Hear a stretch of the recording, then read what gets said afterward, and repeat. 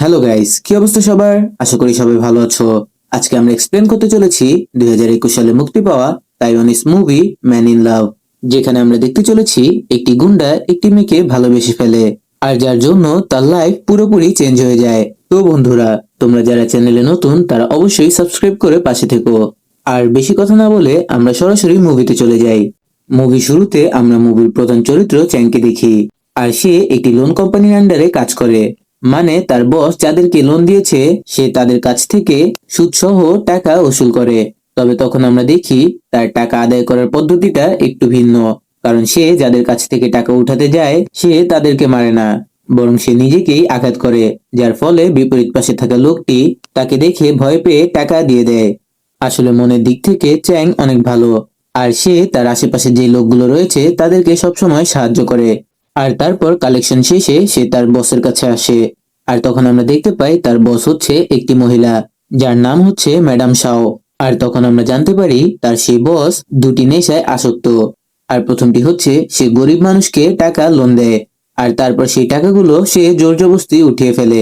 আর এর জন্য গরিব মানুষটি জায়গা জমি যাই বিক্রি করা লাগুক তার কিছু আসে যায় না।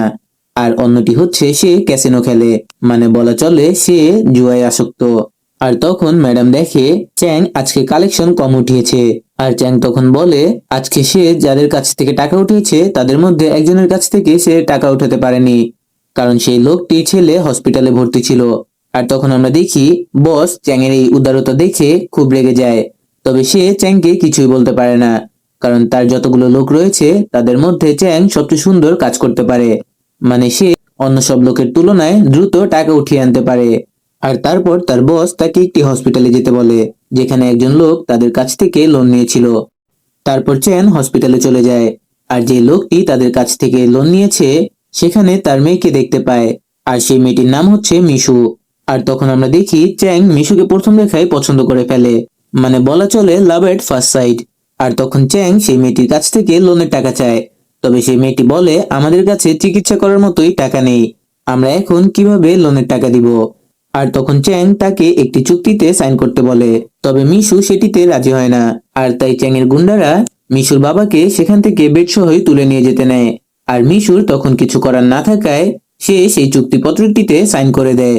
আর তখন আমরা জানতে পারি সেখানে লেখা ছিল যদি আগামী 3 দিনের মধ্যে মিশু সেই লোনের টাকা পরিশোধ না করে তাহলে চ্যাংরা তার বাবার কিডনি বিক্রি করে সেই টাকা নিয়ে নিবে। তবে সেখানে আমরা দেখি চ্যাং শুধু মিশুর দিকেই তাকিয়েছিল। আর তারপর আমরা দেখি চ্যাং লুকিয়ে লুকিয়ে শুধুমাত্র মিশুকে ফলো করতে থাকে। আর একদিন যখন মিশু তার লাঞ্চ করছিল তখন চ্যাং সেখানে চলে যায়। তবে আমরা দেখি মিশুর চ্যাংকে একদমই পছন্দ না, আর তাই সে সেখান থেকে উঠে চলে আসে। আর তার পরের দিন আমরা চ্যাং এর পরিবারকে দেখতে পাই, সেখানে তার ভাই ভাবি আর তাদের একটি মেয়ে ছিল। আর তখন আমরা দেখি চ্যাং এর ভাই ভাবির মধ্যে ঝগড়া লেগেই থাকে। আর আমরা তখন জানতে পারি চ্যাং এর ভাইয়ের একটি ব্যবসা ছিল, তবে সে সেই ব্যবসায় অনেক লস করেছে, আর তাই সে বর্তমানে একটি সেলুন চালায়। আর চ্যাং তাদের ঝগড়ায় বিরক্ত হয়ে তার ভাইকে এসে জিজ্ঞেস করে তুমি এত বছর যাবত ভাবির সাথে কিভাবে থাকছো। আর তখন তার ভাই জানায় ভুল যেই করুক তুমি শুধু তোমার স্ত্রীর কাছে যেয়ে সরি বলবে, আর এতেই সবকিছু ঠিক হয়ে যাবে। মানে পৃথিবীর সব জায়গায় নিয়মই এক, স্বামীরা স্ত্রীর কাছে সরি বললে সবকিছু ঠিক হয়ে যায়। আর এরপর চ্যাং মিশুর সাথে দেখা করার জন্য বাইরে বের হয়। আর তখন আমরা জানতে পারি চ্যাং এর বাবা হচ্ছে একজন বাস ড্রাইভার, আর সে বাস চালিয়েই টুকটাক সংসার চালায়। আর মিশুকে আমরা দেখি সে একটা ব্যাংকে কাজ করছে। আর চ্যাং সেখানে চলে আসে, আর সে সেই দিনের ঘটনার জন্য মিশুকে সরি বলে। তবে মিশু উল্টো তার উপর আরো রেগে যায়, আর তাই সে সে সময় ম্যানেজারকে ডাক দেয়। আর তখন আমরা দেখি ম্যানেজার মিশু শরীরে হাত দেয়, আর চ্যাং এর এটি দেখে খুব রাগ হয়ে যায়। আর তাই সে কেবিনের ভিতরে যেয়ে ম্যানেজারকে মারতে শুরু করে। আর তখন মিশুর কোনো উপায় না থাকায় পুলিশকে কল করে। তবে তারপরের দৃশ্যে আমরা দেখতে পাই চ্যাং পুলিশ স্টেশনে যেয়ে বসে রয়েছে, মানে তার পুলিশের সাথে অনেক ভালো সম্পর্ক। মানে বুঝতেই পারছো তাদের কাজের মধ্যে পুলিশের সাথে ভালো সম্পর্ক থাকাটা জরুরি, আর তাই পুলিশেরা চ্যাংকে কিছুই বলে না। আর তারপর আমরা দেখি রাতে চ্যাং তার বাড়িতে এসে বিশেষ রকমের একটি চুক্তিপত্র বানায়, মানে এটি একদম তারই বানানো। আর তারপরের দিন সে মিশুর সাথে দেখা করতে যায়, আর সে তখন বলে তোমাকে আমার সাথে ডেটে যেতে হবে, আর এই বক্সগুলো ভরে গেলে তোমাকে আর লোনের টাকা পরিশোধ করতে হবে না, সেই লোনের টাকা আমি নিজেই পরিশোধ করে দিব। আর প্রতিবার ডেটে যাওয়ার পরে আমি একটা করে ঘর ভরাট করে দিব। তবে মিশু এটিতে রাজি হয় না। আর তখন মিশু সেখান থেকে চলে যায়। আর অন্যদিকে মিশুর কাছে তার বাবার হসপিটালের বিল দেওয়ার টাকাও ছিল না। আর তখন সে তার আত্মীয় স্বজনকে কল করে, তবে কেউই তাকে হেল্প করে না। আর তাই মিশু একদম বাধ্য হয়ে চ্যাং এর চুক্তিতে রাজি হয়ে যায়। আর তারপর সে চ্যাং এর চুক্তিপত্রে সাইন করে দেয়। আর তারপর আমরা দেখি চ্যাং প্রথম ডেটে মিশুকে একটি ক্লাবে নিয়ে যায়। তবে সেখানে আমরা দেখি মিশু একদম চুপচাপ ছিল, মানে তার কাছে সেই পরিবেশটি একদমই ভালো লাগে না। আর তখন চ্যাং তার জন্য খাবার অর্ডার দেয়, তবে মিশু সেখানে কিছুই খায় না। আর তারপর আমরা দেখি তারা আবার একটি ডেটে থেকে ফিরে এসেছে।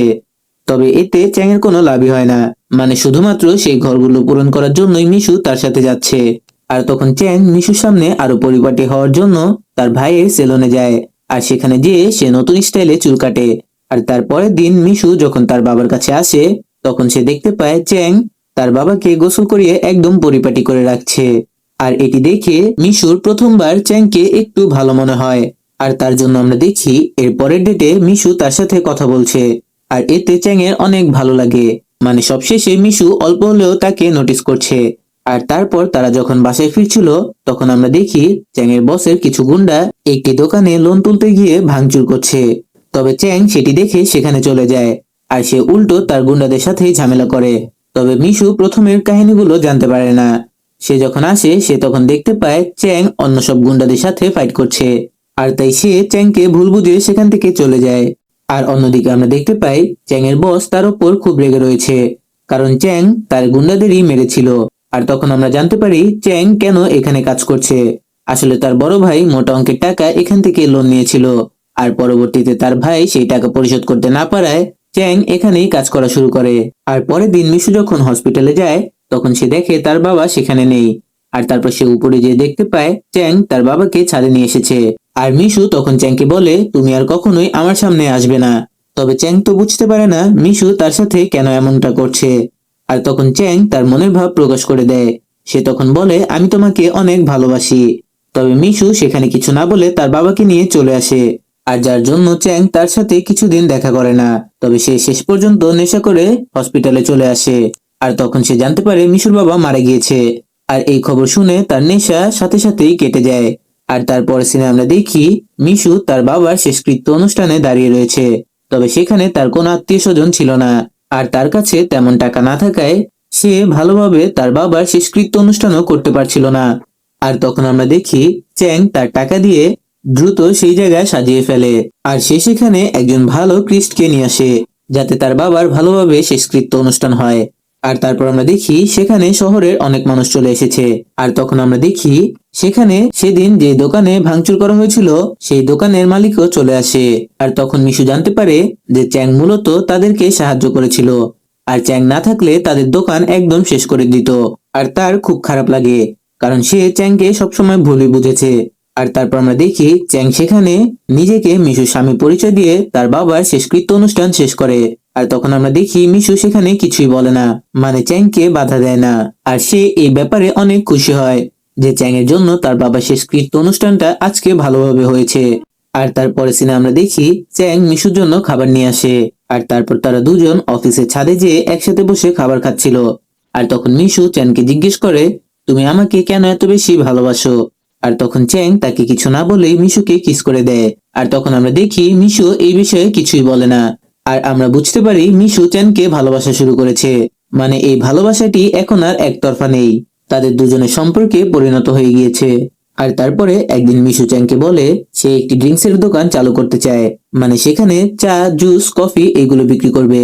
আর সে তখন বলে তার বাবার কিছু ইন্স্যুরেন্সের টাকা রয়েছে, আর কিছু টাকা লোন উঠিয়ে সে এই বিজনেসটি চালু করতে চায়। তবে সে যে জায়গায় দোকানটি দিতে যাচ্ছে সেখানে দোকান নেয়ার জন্য অনেক ব্যয়বহুল, তাই তাকে আরো কিছু টাকা জোগাড় করতে হবে। আর তারপরের দিন আমরা দেখি চ্যাং একটি লোকের কাছে টাকা উসুল করতে চলে যায়। তবে সেই লোকটা তখন চ্যাং এর উপর চাকু দিয়ে আক্রমণ করে। তবে চ্যাং কোন রকম সেই লোকটাকে শান্ত করতে পারে, তবে এরই মধ্যে চ্যাং এর শরীরে চাকু লেগেছিল। আর অন্যদিকে আমরা দেখি মিশু চ্যাং এর জন্য একটি রেস্টুরেন্টে ওয়েট করছে, কারণ আজকে তাদের সম্পর্কে 100 দিন পূরণ হতে চলেছে। আর তাই সে ভেবেছিল সে আর চ্যাং একসাথে পালন করবে। আর তখন আমরা দেখি চ্যাং সেখানে সেই আহত অবস্থায় চলে আসে, কারণ সে মিশুকে আর ওয়েট করাতে চাচ্ছিল না। তবে মিশু এটি দেখে চিন্তিত হয়ে যায়। আর তখন চ্যাং মিশুকে বলে সে এই গুন্ডাদের কাজ ছেড়ে দিতে চায়। আর তারপর সে মিশুর সাথে তার ড্রিঙ্কসের দোকানে কাজ করবে। আর মিশুর এই কথাটি শুনে অনেক ভালো লাগে, কারণ সে আগে থেকেই চাইতো চ্যাং যেন এই কাজটি ছেড়ে দেয়। আর এর পরের দিন চ্যাং তার বসের সাথে দেখা করতে যায়। তবে তার বস এত ভালো একটি লোককে হাতছাড়া করতে চাচ্ছিল না। তবে চ্যাং সোজাসুজি সেখানে না বলেই চলে আসে। আর তারপর আমরা দেখি তারা একটি দোকান দেখতে আসে। তবে সেই দোকানটির ভাড়া অনেক বেশি হওয়ায় চ্যাং আবার তার বসের কাছে আসে। আর সে তখন তাকে বলে, আমাকে কিছু টাকা লোন দিন, কারণ আমি একটি দোকান খুলতে চাচ্ছি। আর তখন তার ম্যাডাম বলে, আগামীকাল ক্যাসিনোতে কিছু জাপানিজ লোক আসবে, আর তারা তেমন ক্যাসিনো খেলতে পারে না। তাই ধরেই নাও আমি তাদের সাথে খেললে সেই টাকাগুলো আমার কাছে চলে আসবে। আর সে তখন বলে, তোমার কাছে যতগুলো টাকা রয়েছে সবকিছু নিয়ে এসো, আর আমি সেগুলো তাদের সাথে খেলে সেই টাকা দ্বিগুণ করে দিব। আর এর জন্য তোমাকে লোনও নেওয়া লাগবে না। তো যেই কথা সেই কাজ। সন্ধ্যায় চ্যাং মিশুকে বলে, আমি দোকানের মালিকের সাথে কথা বলেছি, আর তুমি কালকে রেজিস্ট্রেশনের জন্য সেখানে যাবে, আর আমি সবগুলো টাকা নিয়ে সেখানে উপস্থিত হব। আর এর পরের দিন চ্যাং সবগুলো টাকা, মানে মিশুর টাকা, মিশুর বাবার ইন্স্যুরেন্সের টাকা, এমনকি চ্যাংয়ের টাকা সহ তার বসের কাছে ক্যাসিনোতে চলে যায়। আর তখন আমরা দেখি সেখানে অনেকগুলো গুন্ডা চলে আসে। আর তখন চ্যাংদের সাথে সেখানে সেই গুন্ডাগুলোর ফাইট হতে থাকে। তবে সেই গুন্ডাগুলো অনেক হওয়ায় সেখান থেকে তাদের টাকা নিয়ে পালিয়ে যায়। তবে শেষ পর্যন্ত চ্যাং একজনকে ধরে ফেলে। তার মাস্ক খুলে বুঝতে পারে এই কাজগুলো তার বসই করিয়েছে, মানে তার সব টাকা নেয়ার জন্য তার বসই এখানে গুন্ডা পাঠিয়েছে। আর অন্যদিকে আমরা দেখি সন্ধ্যা পর্যন্ত যখন চ্যাং রিয়েল এস্টেট অফিসে আসে না, তখন মিশুকে সেখান থেকে অপমান করে বের করে দেওয়া হয়। আর এদিকে তো আমরা জানি চ্যাং এর ভুলের কারণে মিশুর বাবার ইন্স্যুরেন্সের টাকা, মিশুর টাকা, এমনকি চ্যাং এর টাকা তার বস লুট করে নিয়ে গিয়েছে। আর যার জন্য চ্যাং অনেক লজ্জিত ছিল। আর সে বুঝতে পারে না সে মিশুর সামনে এখন কিভাবে দাঁড়াবে। আর তারপর চ্যাং যখন বাইরে বসেছিল তখন তার সাথে মিশুর দেখা হয়ে যায়। আর চ্যাং তখন তাকে জানায় সে সব টাকা ক্যাসিনোতে হেরে গিয়েছে, যার জন্য এখন তার কাছে কোনো টাকা নেই। তবে মিশু এই বিষয়ে কোনো কিছু বলে না। সে তখন বলে, যা হয়েছে হয়েছে, আমরা আবার নতুন করে সবকিছু শুরু করব। তবে চ্যাং তখন বলে সে মিশুকে ভালোই বাসে না, তার কাছ থেকে টাকাগুলো নেওয়ার জন্যই সে তার সাথে প্রেমের অভিনয় করেছে। আর এটি শুনে মিশুর অনেক কষ্ট লাগে। আর সে সময় তাদের সম্পর্কটি ভেঙে দিয়ে সেখান থেকে চলে যায়। আর তখন আমরা দেখি চ্যাং কান্না করছে। আর সে ভাবছে সে আসলে মিশুর যোগ্যই না, আর যার জন্য সে মিশুর জীবন থেকে অনেক দূরে চলে যেতে চায়। আর তারপর আমরা দেখি চ্যাং সেখানে মাতলামি করে সেখানকার জিনিসপত্র ভাঙতে শুরু করে। আর তখন সেখানে পুলিশ চলে আসে। তবে চ্যাং সে সময় পুলিশের সাথে মারামারি শুরু করে দেয়। আর এই মারামারির ফলে চ্যাং এ 6 মাসের জেল হয়। আর তারপরে আমরা দেখি চ্যাং এর 6 মাস শেষ হয়ে গিয়েছে, আর সে আজই মুক্তি পেয়েছে। আর মুক্তি পাওয়ার পরেই সে ডিরেক্ট তার বসের কাছে চলে যায়। আর তখন আমরা দেখতে পাই তার বস, মানে সেই মহিলাটি এখন লোন দেওয়ার কাজ ছেড়ে দিয়েছে। আর সে এখন বর্তমানে সেখানকার পলিটিক্সের সাথে জড়িয়ে গিয়েছে।